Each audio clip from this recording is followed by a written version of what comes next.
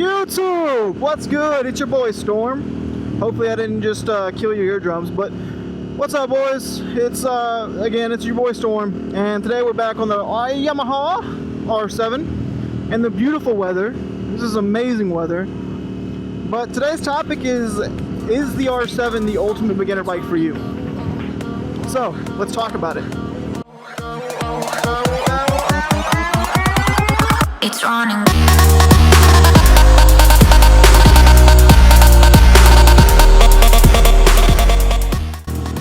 Such a beautiful day. I keep yelling. I'm making the microphone do more work, but it's worth it because it's such a good day, man. It's such a beautiful day. It's a little hot, you know, wearing a jacket and whatnot, being responsible, but it's nice. It's nice outside. At least it ain't storming and raining or any of the extra BS like snowing. It's nice and sunny. It's a beautiful day. Beautiful day. Such a beautiful day. Oh, she getting it. Oh, she getting it. She's so fast. I can't keep up. I can't keep up. She's so fast. Oh. Hey, yo. God, it's so beautiful. It's so nice. It's so nice. Oh. Oh. Oh. Oh. The Yamaha R7, 0 to 60 in like 3.8 seconds, top speed 135 miles per hour. It's considered the intermediate bike, I guess, in Yamaha's line because you have the R3 below it, right? But in my opinion, you could easily start on this bike if you have control of yourself, right? If you're a type of person that's gonna get out here and just go balls to the walls. What do you mean by that? Chances are this bike's not for you. But if you can get out here with a little bit of discipline on yourself and actually drive the bike with some common sense, which is kind of rare nowadays, to be honest with you, but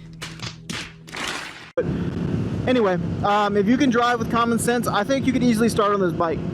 And it's enough bike that you're not going to get bored of it like you would an R3. R3s, I had one, I'll be honest with you, after a couple weeks, even a couple months, you're like, this is boring. This is taking forever to get to 0 to 60. You're having to shift all the time. It's fun to start on, but only for like a couple weeks. After a couple weeks, you're like, man, I don't want to do this anymore, right? But with the R7, you kind of get a little bit more. It's not quite 600, so you're not going to get 600 speed. You're not going to get the 600 class like gearing or anything like that. But it's a fun bike for around town, and I don't see you having to upgrade unless you're like me.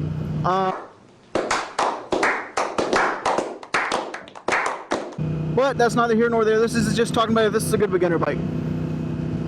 So this is going to cost a little bit more than your like typical Ninja 400s, your R3s, your Ninja 300s, whatever. Right, this is going to cost a little bit more than that. It's going to cost, I think, out the door for me was like $11,500. What? Bro, what are you talking about, man?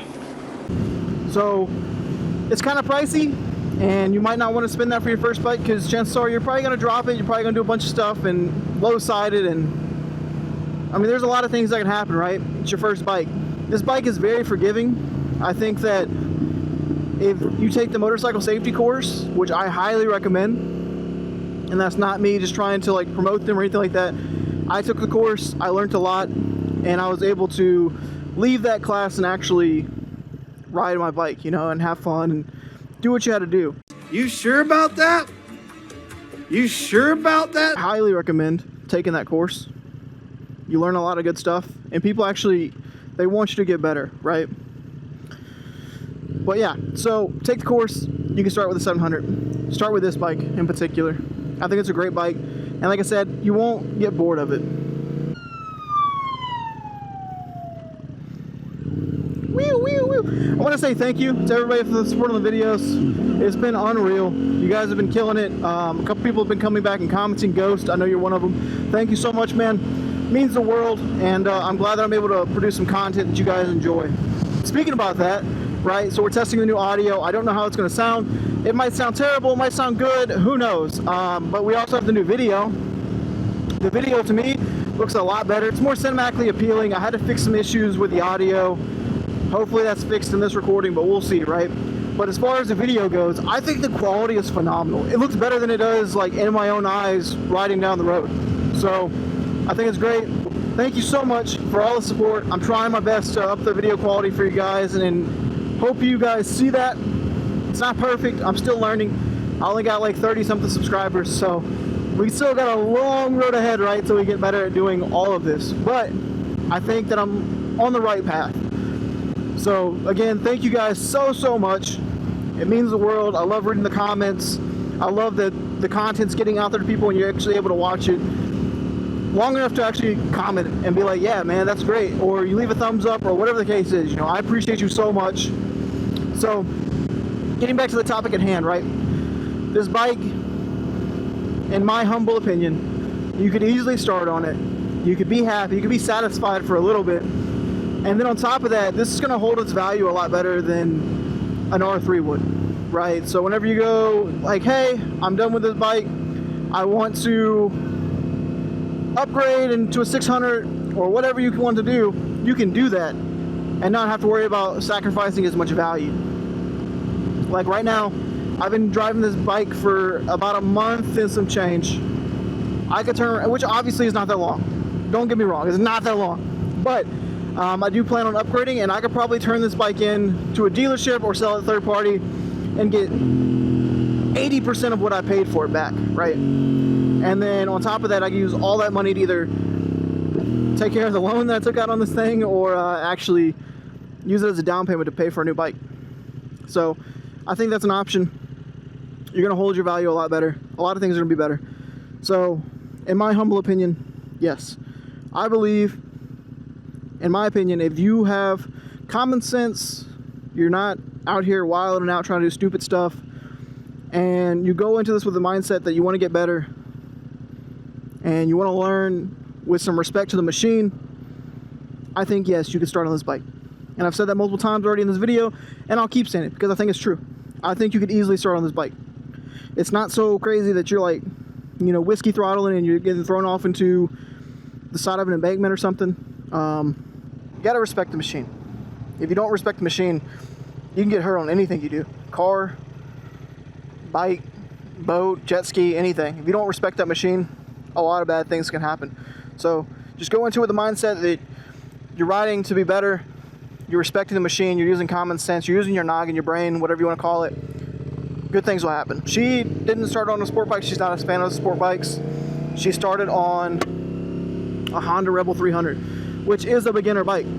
She almost got the 500, the Honda Rebel 500, but that was in her price range at the time, and that's what she wanted to use, or to get rather. And I think that it works great for her purpose. She's not really going highways or anything like that. It's literally just city riding, which is pretty much what I do. But I get on the interstate sometimes just to have fun. She's not doing that, and I think that bike works great for that purpose. But that brings up a good point about the R7, right? With the R3, you're going to struggle on the highway. You're going to be struggling to pass people. You're going to be struggling a lot, actually, in my opinion. And from what I recall, it might be better since I had an R3. I got the R3 back in 2018 when it was brand new. It might have been out a year before that, but or a couple years. It wasn't that old. So I got the R3, and I think that ultimately it was kind of lackluster for me. It was fun, and I thought I was the coolest kid in the world, and I was having a great time. I'm not knocking you if you got a 300 to start. I think it's wise. So again, just because I'm saying that you can start on an R7 doesn't mean it's the best play for you, right? Like, there's a lot of factors that go into that. There's insurance, there's the cost of the bike, there's rather or not you believe as an individual you can be responsible enough, is the best word to put it, responsible enough to start on a 700 and actually, again, going back to the whole principle, treat the bike with respect.